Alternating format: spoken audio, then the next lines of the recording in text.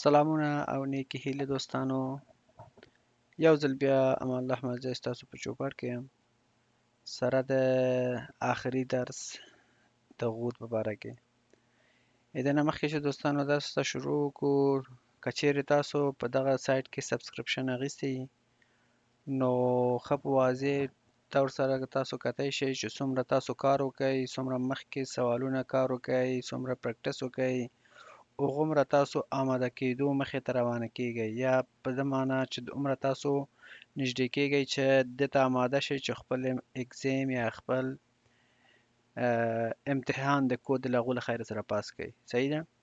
نو څنګه چې ما تاسو ته په مخکې ویډیوګانو کې ښودلی وو چې کله دې ځای ته رسیږئ لږ به آماده یې، کله چې دې خانه کې لږ نور به آماده کیږئ، که دې ته ورسیږئ لږ نور هم، او که دې آخري ته ورسیږئ انشاءالله پوره به له خیره سره تاسو خپل اګزیم پاس کوئ. نو بیا هم د پخوا په شان ملګرو، زما په دې کې کوم شخصي مقصد نشته، د سایټ مارکیټینګ نه کوم، صرف دا غواړم چې تاسو فقط آماده شئ او مخکې لاړ شئ له خیره سره.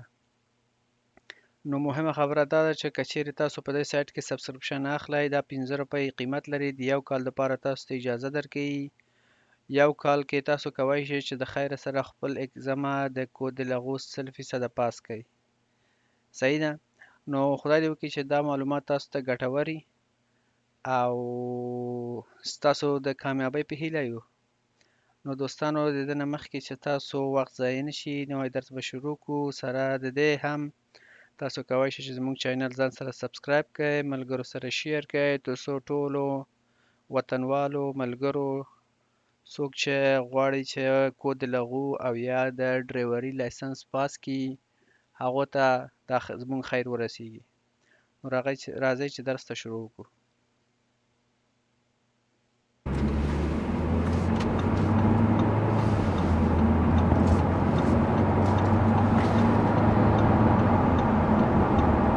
J'accélère nettement. Réponse A. Je maintiens cette allure. Réponse B. ملګرو دلته د سوال ته ښه متوجه شئ. فکر کوئ چې تاسو نوی اتوغوت ته ننوځئ، او کله هم چې تاسو اتوغوت ته ننوځئ نو داسې یو حال به وي. صحیح ده؟ زه به دا ویډیو بیا دوباره تاسو ته پلی کوم، تاسو به وګورئ چې کومه سي راځئ او کومه سي داسې ځای کې ننوځئ.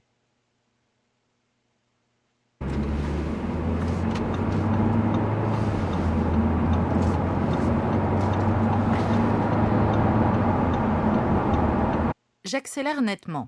Réponse A. Je maintiens cette allure. Réponse B.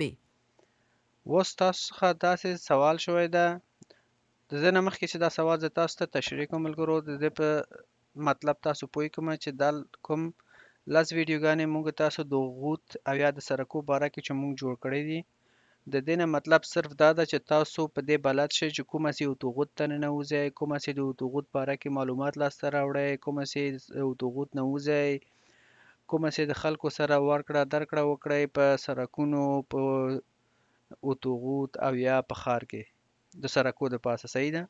نو دلته هم همداسې یو بله موضوع ده. دلته وګورئ په عین وخت کې تاسو د اتوغوت ته ننوځئ او دا موټر ستاسو د موټر مخې ته ده. نو داسې حالت کې به ته اوس څه کوې؟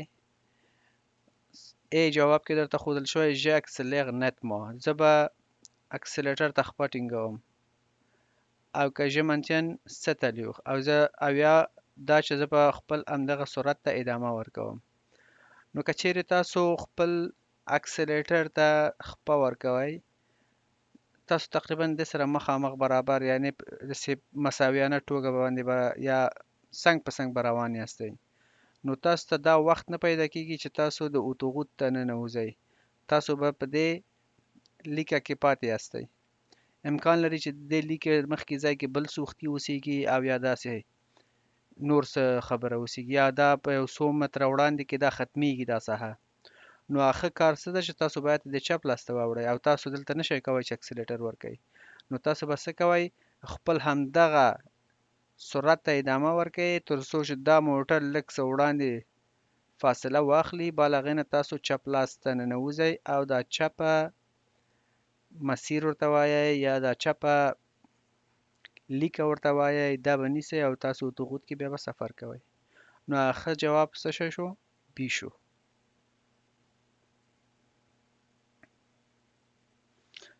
هماسې د پخوا په شان تاسو کولی شئ چې ویډیو سره پاس کړئ او پوره دا ټکی په ټکی دا ټول معلومات سره ولولئ. زه خو تر آخري حده پورې کوشش کوم چې په هر موضوع تاسو ته ښه صحیح توضیح درکړم او تاسو پرې پوه کړم. La vitesse maximale autorisée sur autoroute par beau temps est de 110 km/h, réponse A, de 130 km/h, réponse B. Par temps de pluie est de 110 km/h, réponse C, de 130 km/h, réponse D.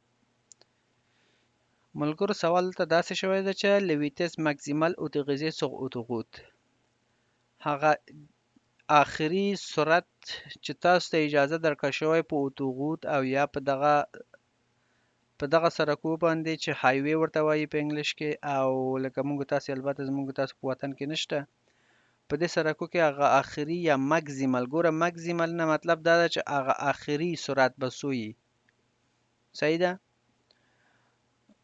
بیا یې دلته څه ښودلې ده پخ بوتم مطلب دا ده چې دلته هوا به ښه وي یا مثال د خبرې باران نه وي واوره نه وي او یا داسې نور مشکلات نه وي نو په دغه حالت کې وایي زه کومه سي او یا کوم سرعت کې تلی شم تاسو نه معذرت غواړم دوستانو چې مزاحمت یې وکړ ټلیفون ښه نو په دغه حالت کې که چیرې هوا صحیح او موږ سفر کوو هغه بهترین سرعت څو ده هغه 130 ده او یا ماکسیمل سرعت څو ده 130 ده که چیرې تاسو نوی ډریور یاستئ ژون کاندکتور یاستئ ژون کاندکتور نه مطلب دا ده چې نوی ډریور یاستئ نوی هم زده کړی ده تاسو ته اجازه دومره ده چې تاسو صرف دومره سفر وکئ څومره 110 کیلومتر پر ساعت سمه ده نو دلته ماکسیمل تاسو ته ښودلی ځکه موږ تاسو 130 اخلو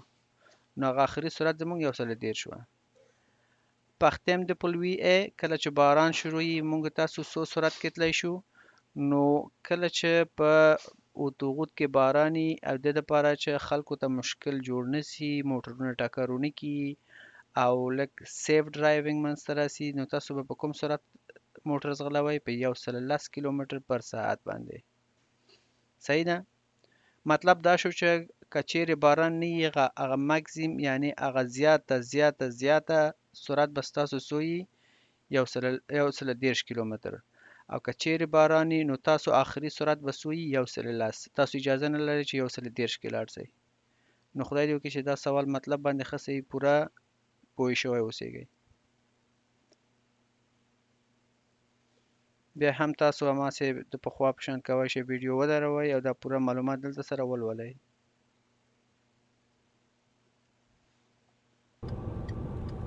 تاسو ډریور یاستئ فکر وکړئ چې اوس موټر کې روان یاست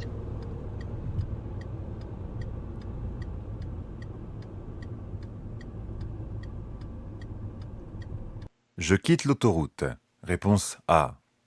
Je vais atteindre un péage. Réponse B. Je ralentis. Réponse C. ښه ملګرو لکه کومه چې ما تاسو ته ویلي چې فکر وکړئ تاسو ډریور یاستئ او تاسو روان یاستئ په دې اتوغوت کې همدا شانتې تاسو کله چې د اتوغوت نه وځئ داسې ځای ته به برابریږئ په داسې ځای کې هغه تاسو که چیرې متوجه شوي اوسیږئ دلته د ښي لاس ته دلته یو چارکونجه لوحه و که چیرې تاسو لوستی نه یي زموږ لوحې مهرباني وکړئ زموږ یوټیوب چینل ته لاړ شئ هلته تاسو ته ما لوحې ښودلي دي هغه لوحې پوره ټکی په ټکی زده کړئ مکمل تاسو ته 80 نه تر 80% پورې ډریوري کې سهولت درکوي نو هلته موږ ته دلته لوحه ښودل شوې وه چې فا د اتوغوت یعنی د اتوغوت لوحه و او د هغې د پاسه داسې یو لیک کش شوی و نو هغه کوم شی درته ښیي درته je quitte l'autoroute پس مطلب دا ده چې زه د اتوغوت نه ووځم Je vais attendre un پیاژ آیا زه کوم پیاژ ته ننوځم پیاژ باندې خو اوس به پوهېږئ ملګرو هغه ځای ته ویل کېږي چې هغه ته تاسو مشخص لاره یا مشخص ساحه اوسیږي او هغلته صرف او صرف تاسو کولی شئ چې مثال د خبرې د هغه کوم اندازه سرک نه چې تاسو تیریږئ د هغه نه یو ټکس ورکوئ هغه باره کې ما تاسو ته مخکې درسونو کې معلومات درکړی ده. خدای دې وکړي چې تاسو هغه کې خدای دې وکړي چې هغه تاسو په یاد پاتې وي. داسې تاسو ته ووایم. نو بي جواب صحیح نه ده. ژغلندي آیا زه به سرعت کموم او که نه یې کموم؟ نو کله چې هم تاسو د اتوغوت نه وځئ، نو اتوغوت کې تاسو ته چې ما مخکې ویلې چې مکسیمل سرعت څومره ده؟ 130. نو ته 130 چې کله د اتوغوت نه وځې، اجازه خو نه لري چې موټر وځغلوې که نه؟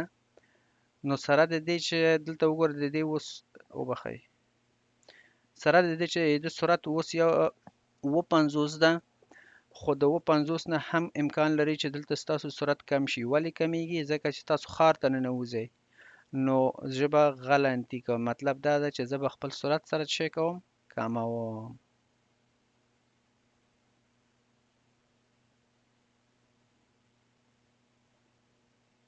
La chaussée est dégagée, mais l'adhérence risque d'être faible. Oui, réponse A. Non, réponse B. ښه ملګرو، دلته سوال داسې شوی ده چې le chaussée est dégagée, mais l'adhérence risque d'être faible. دا کوم لاره چې وایي تاسو ګورئ دا امکان لري چې لمده اوسیږي. آیا وایي دلته کوم خطر د ادغانس شته او که نشته؟ نو ادغانس ملګرو تاسو ته ما په پخواني درسو کې تشریح کړی ده. ادغانس هغه حالت ته ویل کېږي چې ستاسو ټایرونه د سړک د پاسه څه شی کوي؟ هغه خپل استکاک جوړوي. استکاک نه مطلب دا ده چې کله یو جسم د بل جسم په مخ کې ښویېږي، که چیرې سطحه زیږ اوسیږي موټر نه ښویېږي. که چیرې سطحه ښوی اوسیږي، سیقل اوسیږي، همواره اوسیږي، نو ښویېدل ډېر زیات دي. نو دلته سوال هم داسې شوی ده، وایي سړک خو داسې ده، آیا وایي دا امکان شته چې دلته مطلب دا ده چې آیا ادغانس لږ ده او که نه؟ نو امکان لري دا خو واوره شوی، سړک پاک ده، امکان لري چې سره اوبه پرې پاتې او یخ وهلی که نه؟ نو دلته څه موجودیت راځي؟ دا موجودیت راځي چې د یخ د پاسه ستاسو موټر وښویېږي. صحیح ده؟ نو دلته آیا څه کوم اندازه یا غسک د اتخ فیبل یعنی ضعیفه اندازه خطر موجود ده او که نه ده د شی د استکاک؟ هو موجودی. نو خدای دې وکړي چې تاسو د دغه استکاک په باره کې پوه شوی اوسئ ملګرو. که چیرې تاسو په دغه باندې نه پوهیږئ، مهرباني وکړئ، خیر ده، تاسو په کومنټ کې مونږ ته خپل سوال کیدی، زه به تاسو ته زر تر زره د جواب درکوم. نو ادغانس بیا هم هماغه کوم حالت ته ویل کېږي چې یو جسم د بل جسم د پاسه ښویېږي. که چیرې ښوی اوسیږي، ښویېدل ډېر زیات ده، او که چیرې سطحه زیږ اوسیږي، هغه مطلب دا ده چې مقاومت زیاتیږي او ښویېدل کمیږي. خدای دې وکړي چې اوس پوره په دې باندې ستاسو ذهن او ماغزه خلاص شوی اوسیږي. La visibilité est réduite à 50 mètres. Je circule au maximum à 50 km/h. Réponse A. 90 km/h. Réponse B. J'allume les feux de brouillard avant. Réponse C. Arrière. Réponse D. ملګرو سوال دلته داسې ده چې فکر کوم کېدای شي دا سوال تکرار هم اوسیږي. که تکرار اوسیږي تاسو نه بیا معذرت غواړم. داسې سوالونه دا هر څه چې دا ټول د ډیټابیس نه آنلاین راځي، ټول اپډیټ ده. تاسو کولی شئ چې دلته زما د کمپیوټر تاریخ وګورئ. ګورئ 5مې میاشتې 40 تاریخ ده. مطلب دا ده چې نن کوم تاریخ چې ده د 2023 کال ده. دا ټول شیان اپډیټ، ټول سوالونه اپډیټ، ټول تازه ده. مطلب نو دلته کېدای شي دا سوال تکراري. که تکرار امي نو تاسو نه بیا هم زه معذرت غواړم، ځکه چې زه یې نه انتخابوم، دا د ډیټابیس نه اتوماتیک موږ ته راځي. صحیح ده؟ نو دلته سوال داسې کړی ده: La visibilité est réduite 50 mètres. Je circule au maximum 1. دلته ښودلې ده چې la visibility د سترګو دید ته ښیي چې زه دومره لیدی شم. ښه صحیح ده، 50 متره پورې رسېدلی زما د سترګو دید. نو آیا هغه مکسیمل یعنی هغه زیاته اندازه چې زه موټر ته سرعت ورکوم هغه څومره به وي؟ 50 کیلومتره که 90 کیلومتره؟ دلته 50 کیلومتره ده. ولې 50 کیلومتره ده؟ ځکه چې ستاسو هغه د دید ساحه کمه ده او تاسو مخکې ځای لیدی نشئ. که چیرې ستاسو سرعت زیات اوسیږي امکان لري چې بل موټر سره ټکر وکړئ او یا کوم مشکل مخې ته راسي. صحیح ده؟ دا یوه موضوع. دوهمه خبره دا ده ژالوم لفود بوغیاغ. اوس که چیرې ستاسو پام وي دلته مخکې درسو کې ما هم تاسو ته ویلي وو چې بوغیاغ څه ته وایي. دا کوم تصویر چې تاسو ګورئ، دا کوم عکس چې تاسو ګورئ، دغه حالت ته بوغیاغ ویل کیږي. بوغیاغ دغه حالت ته ویل کیږي چې کله وریځې د ژمي په موسم کې، د مني په موسم کې، د پسرلي په موسم کې چې یا باران وشي یا هوا سړه شي، نو دغه وریځې کته کیږي د سړک د پاسه. البته ځان ته د سړک د پاسه نه کته کیږي، په ټول محیط باندې کته کیږي او زموږ تاسو د لیدو ساحه کمې وي. نو په دغه حالت کې وای زه اوس څه وکړم؟ آیا زه استفاده کولی شم له بوغیاغ د چراغونو نه که نه؟ او که استفاده وکړم کوم چراغونو نه استفاده وکړم، د مخې نه او که د شا نه؟ نو په دغسې حالاتو کې تاسو کولی شئ چې د دواړو چراغونو نه استفاده وکړئ. مطلب دا ده چې دا کوم چراغونه چې د بوغیاغ ده دا د موټر مخې ته هم چې ده او شاته هم ده، دواړه یې ولګوئ او د خپل په سفر کې استفاده ترې وکړئ. او د خیر سره راتلونکي درسو کې به تاسو وګورئ چې دا بوغیاغ چراغونه کومه سي اشارې لري په سویچ بورډ کې، فو د خوازما کومه سي لري، فو د پوزیشن کومه سي لري او فو د غود کومه سي لري. نو که چیرې تاسو موږ سره په چینل کې یاستئ تاسو به انشاءالله خامخا دا وګورئ، او که چیرې نه یاستئ سبسکرایب کړئ تر څو چې نوی درسونه ته، البته نوی درسونه تاسو نه پاتې نشي. صحیح ده؟ نو راځئ چې زه وګورو چې آیا دا سوال صحیح ده او که نه. زموږ تاسو سوال هم صحیح وو. بیا هم هماغه کومه خبره چې ما تاسو ته وکړه چې 50 کیلومتره ګوره، نو 50 کیلومتر تاسو کولی شئ چې سرعت ووهئ او 50 کیلومترو کې لاړ شئ. صحیح ده؟ Ma file est en train de s'arrêter. Je reviens sur la voie de droite. Oui, réponse A. Non, réponse B. ملګرو د پخوا په شان کله چې تاسو ته د تیونل خبره راځي، دا یو تونل ده. تونلونه داسې نه ده چې ټولې باید یو ماډل وي. ځینې تونلونه ده چې د ښار دننه وي، ځینې د باندې وي. که دننه اوسېږي لږ داسې موډرن اوسېږي، مطلب دا چت چې ګوره چارکونجه اوسېږي، لږ به سټایل یې ښه. او که چیرې کوم د غر لاندې اوسېږي دا تونل، او یا د موږ تاسو په ژبه کې ځینې خلک ورته سورنګ وایي، صحیح ده، نو دا به کېدای شي لږ څه فرق ولري. خو په مجموع کې تونلونه یو شی ده او ټول یو قانون لري. قانون یې دا ده چې موږ تاسو هغه ځایو کې مثال د خبرې پارکینګ نشو کوی، موټر دروی نشو او داسې نور که چیرې تاسو درسونه تعقیب کړئ نو تاسو خامخا به څه ناڅه په فکر کې به پاتې. صحیح ده؟ اوس سوال دلته داسې شوی ده ma fille est en train de s'arrêter. Je reviens sur la voie de droite. دا کوم لیکه کې چې زه روان یم، مطلب د دې کمیون شاته زه روان یم، دا د درېدو په حالت کې ده، دا د موټر د سټاپ کېدو په حالت کې ده. د موټر ګڼه ګوڼه پکې زیات ده، موټر یې درېږي. اوس به آیا زه د ښي غاړې ته لاړ شم او که نه؟ پام همدا سوال ته. نو که چیرې زموږ تاسو وطن اوسېږي بس فکر کوئ چې که چیرې دې لیکي نه دې لیکي ته واوړم زر به ووځم، که دې لیکي ته واوړم زر به ووځم. نه ملګرو، په داسې حالاتو کې تاسو اجازه نه لرئ چې دا کارونه وکړئ. صحیح ده؟ په کوم لیکه کې چې یاستئ په هماغه لیکه کې اوسېږئ. غیر د دې نه که چیرې تاسو سبقت کوئ کولی شئ چې د لیکې نه ووځئ. نو ښه جواب به څه شي؟ بي. دوستانو د پخوا په شان زه همیشه تاسو ته وایم چې په هر سوال کې منطقي فکر وکړئ. ښه، د ډریوري کار چې ده دا منطقي سوالونه ده او دا تاسو ذهن پورې تعلق لري، خو د دې سره سره تاسو باید په یو څه باندې لږ څه ناڅه علم هم ولرئ، لږ څه ناڅه په یو څه باندې پوهه ولرئ. مطلب دا ده چې په لوحو باندې پوه شئ، په ځینې قوانینو باندې پوه شئ، یو څه ناڅه خیر ده لږ وخت ځان ته پیدا کړئ. البته زه لکه ستاسو زړه کې څه ونه ګرځي، زه پوهېږم د یورپ ژوند داسې ده چې سوسیال ژوند ده، تاسو ټوله ورځ روزګار یاستئ. دنه چې پابجي وهې خیر دی او 15 دقیقې د باندې پریکټس وکړئ ستاسو د آینده سوال ده صحیح ده نو دغه لپاره تاسو ته وایم چې خیر دی او څه ناسه په یو څه باندې فکر وکړئ او پریکټس وکړئ تر څو چې پوره کاملا په هر څه باندې پوه شئ.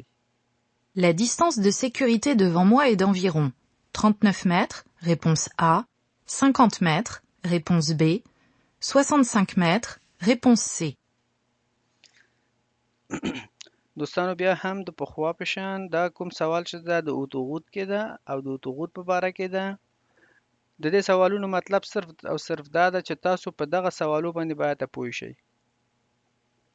تاسو په دې باندې پوه شئ چې په اوتوغوت کې کومه سي خلکو سره ورکړه درکړه کوئ په کومه سي سرعت لګوئ کومه سي موټر هم صحیح ساحه باندې وړئ راوړئ په دغه شیانو باندې ښه پوه شئ که نه نو دلته تاسو نه سوال داسې شوی ده چې په دغه حالت کې چې زما موټر روان ده دا دستانس د سکیورټي زما مخې ته چې ده وایي دا تقریبا 100 متره ده اوس به په دې باندې زه تاسو ښه صحیح پوهې کوم تاسو مهرباني وکړئ ښه دې ته غوږ ونیسئ دا کوم سپین خط چې تاسو ګورئ دا صحیح ده دا سپین خط څومره یي دا 9 متره اوسیږي صحیح شوه او دا کوم باقی مانده د دې سپین خط نه د بل سپین خط چې دیزي پورې زموږ تاسو موټر پوست ته رسیږي دا څومره یي دا 14 متره اوسیږي نو دغه بیا د دې سپین خط نه د دې سپین خطه پورې بیا څو ده بیا هم 14 متره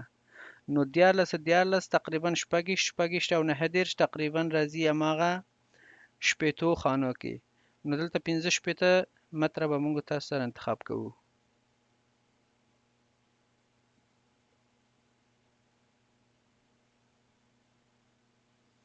دا ګورئ تاسو ته بیا هم دلته پوره معلومات درکړی ده La bande d'arrêt d'urgence s'est composée de traits de 39 mètres et d'intervalles de 13 mètres.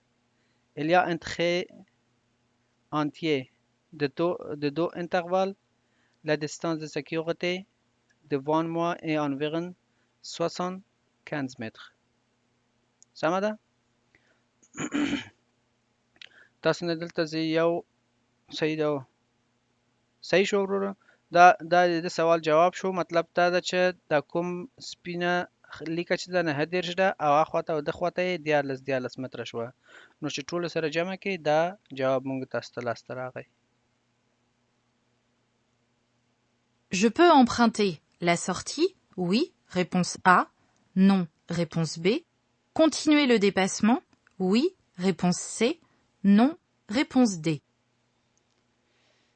بیا هم تاسو په اوتوغوت کې یاستئ او په اوتوغوت کې سفر کوئ او وګورئ چې تاسو په کوم ځای کې یاستئ اول په دې باندې ځان پوه کړئ په دې کوم لیکه کې چې تاسو یاستئ دا د اوتوغوت آخري چپ لیکه ده دا د کوم مقصد دپاره استفاده کیږي دا صرف او صرف تاسو د دی پسما دپاره استفاده کوئ شئ دوستانو دی پسما باندې خو به پوهیږئ خیر ده که څوک نه پوهیږي دی پسما نه مطلب دا ده چې د دې موټر د شانه تیریږي د مخې ته ځان برابروي دا شی شو دی پسما کله چې تاسو دی پسما کوئ د دې آخري چپ لیکې نه به استفاده کوئ نورمال حالت کې کوئ شئ چې د منځنۍ یا د ښي غاړې نه استفاده وکئ خو په دغه حالت کې چې اوس تاسو ګورئ دا اوس یوه لیکه دوه لیکه او درې لیکه نو تاسو د ښي غاړې نه استفاده نه کوئ چې د منځنۍ نه کوئ شئ که چیرې مخامخ ځئ او که چیرې وځئ نو تاسو به د آخري ښي لاس نه به استفاده کوئ صحیح شوه په دغه حالت کې اوس تاسو نه سوال داسې شوی چې آیا زه کولی شم چې سوختي واخلم سوختي دا اگزټ واخلم یا د دې ځای نه د دې اوتوغوت نه ووځم داسې نه ولې نه ځکه چې ته خو د دې خط د آخري لیکه کې که چیرې ته اوس غواړې چې مثال د خبرې د آخري ښي غاړې ته ځان واچوې ګورئ ستاسو چپ لاس ته بل موټر روان ده صحیح ده د خپل شیشه کې وګورئ دلته زما ماوس چې ده څو موټر روان دي او ستاسو شاته هم موټر روان ده دا چې تاسو ناڅاپ د خواته اوړئ د خامخا به تاسو ته خطر جوړوي او ساحه هم لرې ده نو که چیرې تاسو داسې یو ساحه کې برابریږئ چې تاسو سوختي اخلئ نو دا ښه په یاد وساتئ چې 1 کیلومتر حتی 1.5 کیلومتر مخکې تاسو خپل تصمیم ونیسئ. تاسو اوس به دا سوال وکړئ چې څنګه زه خپل تصمیم ونیسم چې زه به دا سوختي واخلم. کله چې تاسو په موبایل کې خپل یو اډرس وهئ، مثال د خبرې تاسو د بوغدو نه پاریس ته روان یاستئ، نو تاسو ته دلته د موبایل د پاسه هلته ښیي چې تاسو سوختي نمبر 8 هر صورت هر نمبر چې یا تاسو ته ښودل کیږي، تاسو دغه نمبر سوختي واخلئ، دا پاریس ته ځي. او تاسو ته هلته دا هم ښیي چې مثال د خبرې ته 100 کیلومتره سفر کوئ، 10 20 30 هر څومره چې په هر صورت. نو کله چې ته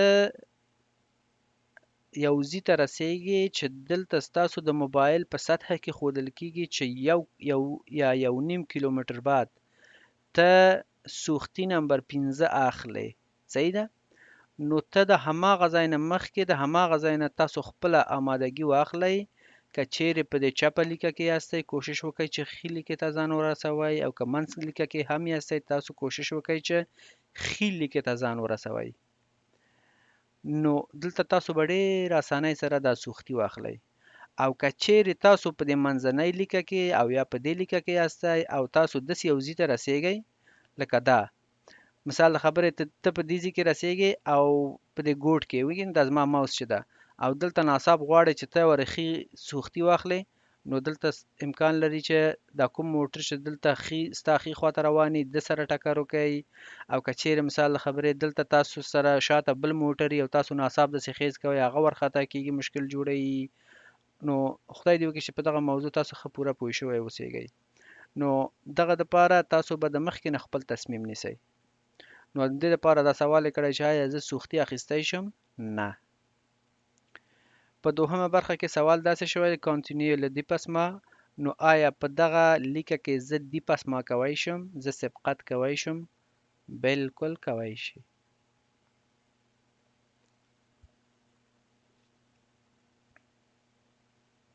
Je facilite l'insertion de cet usager en passant dans la voie de gauche.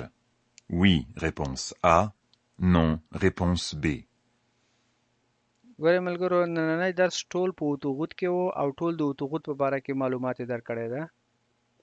تاسو ګورئ هماغه د فکر کوم اولی یا دویمه سوال په ادامه کې ده. فکر وکړئ چې دا موټر اوس انسرسیون نه، انسرسیون مطلب په انګلیش کې انسرشن، انسرشن په پښتو کې دا ته وایي چې ننوتل. دی غواړي چې د عمومي سرکه ته ننوځي، صحیح ده؟ دی د ننوتو حالت کې ده، وایي آیا زه ده ته به دا سهولت ورکوم چې دی دغه دې لیکې ته راسي او که نه. که چیرې زه دې ته دا سهولت ورکوم زه به څه کوم په همدغه لیکه کې روان اوسېږم، او که زه د چپ لیکه واخلم. نو په دغسې حالت کې تاسو به څه کوئ؟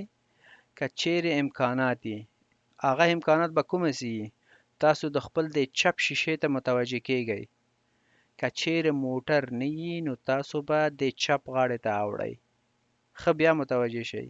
که چیرې موټر نه وي چپ غاړې ته واوړئ، او که چیرې موټر وي نو تاسو خپل سرعت کم کئ، صحیح ده؟ نو دلته تاسو په خپل شیشه کې ګورئ چپ لاس کې څه شته؟ نسته که نه؟ نو د دې سره سره به تاسو بیا هم په دې شیشه باندې به اعتبار نه کوئ، د خپل چپ شیشې ته هم ګورئ، او د امکان په صورت که چیرې بیا په شیشه باندې هم اعتبار نه کوئ، خیر د داسې غاړه یا ور چپ غاړه د چپ اوږه ته کش کئ، وګورئ چې تاسو چپ غاړې ته کوم موټر نه وي، تاسو په بلایند یا پوا موخ کې بل هغې نه تاسو کولی شئ چې دا لیکه واخلئ او دا ډېر په اسانۍ سره په دې اوتوغوت کې ننوځي. صحیح شوه؟ نو وی ورته وایو.